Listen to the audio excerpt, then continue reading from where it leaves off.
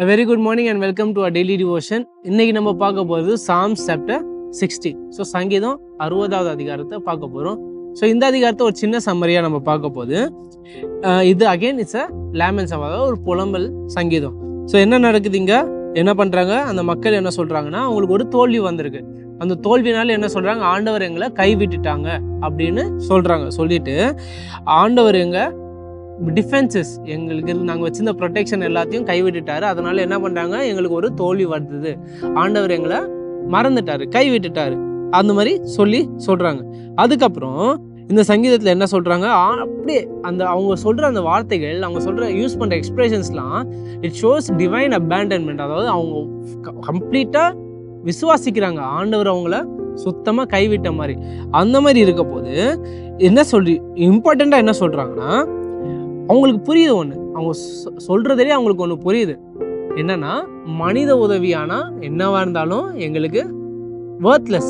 என்ன இருந்தாலும் ஒரு மனுஷன் எங்களுக்கு உதவுனா இறுதியில் எங்களுக்கு வேர்த்லெஸ். ஆண்டவர் எங்கள் கை கூட இருந்தால் தான், ஆண்டவர் எங்கள் கை கொடுத்தா தான் என்ன இருக்கும், எங்களுக்கு ஒரு நல்ல முடிவு வரும். ஏன்னா மனிதர்கள், நம்ம நிறைய நேற்று கூட பார்த்தோம், மனிதர்கள் ஒரு நாள் இருப்பாங்க, அடுத்த நாள் இருக்க மாட்டாங்க. ஆனால் ஆண்டவர் என்ன இருப்பார், எப்போவுமே நிலைத்திருப்பார் நம்ம கூட.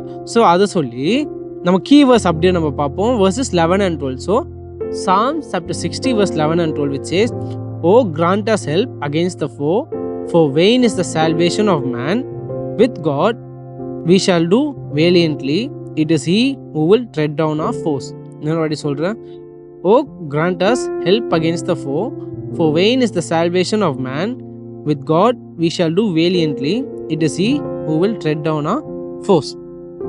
ஸோ இந்த சாம்லேருந்து நம்ம என்ன எடுக்க போகிறோன்னா, இந்த சங்கீதத்துலேயே நம்ம பார்க்குறோன்னா ஒரு ப்ரொக்ரெஷன் இருக்குது. ஸ்டார்டிங்கில் என்ன பண்ணுவாங்க, ஒரு தோல்வி ஒத்துக்கிறாங்க, அவங்களுக்கு ஒரு மிலிட்டரி தோல்வி வருது, ஒரு போரில் தோல்வி வருது.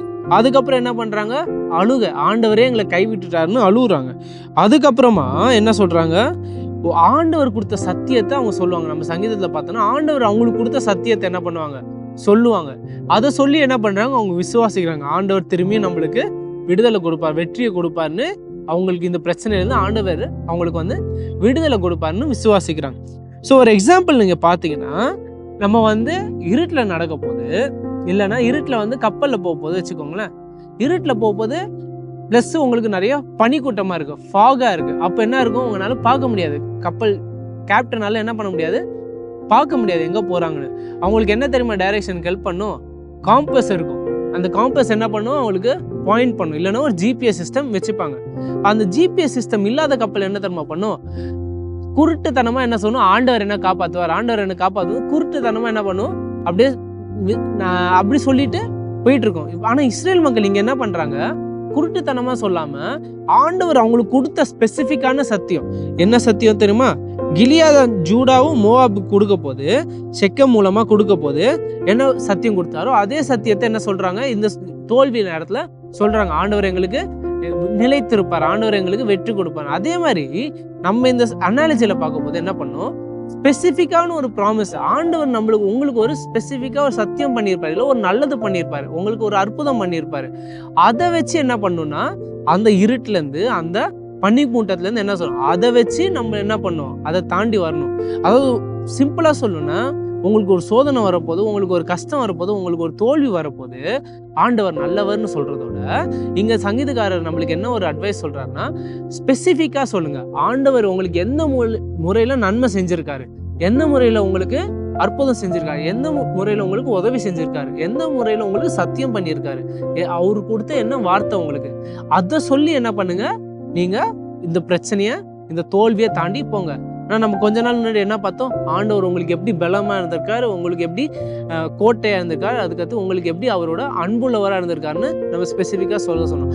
அதே மாதிரி தான் இங்கே என்ன பண்ணும், ஸ்பெசிஃபிக்காக சொல்லுங்கள், சும்மா ஜென்ரலாக சொல்லாமல் ஸ்பெசிஃபிக்காக ஆண்டவர் உங்களுக்கு ஸ்பெசிஃபிக்காக கொடுத்த சத்தியம், இல்லை உங்களுக்கு ஸ்பெசிஃபிக்காக பண்ண அற்புதத்தை சொல்லி என்ன பண்ணும், நம்ம விசுவாசத்தை தக்க வச்சுக்கிட்டு நம்ம என்ன பண்ணோம், இந்த தோல்வியும் தாண்டி என்ன பண்ணுவார், ஆண்டவர் கண்டிப்பா நம்மளுக்கு வெற்றியை கொடுப்பார். ஸோ இந்த சங்கீதக்காரர் நம்மளுக்கு அதை தான் நம்மளை ரிமைண்ட் பண்ண சொல்றார். And that is what I want us to take away. ஒரு சின்ன பிரேயர்.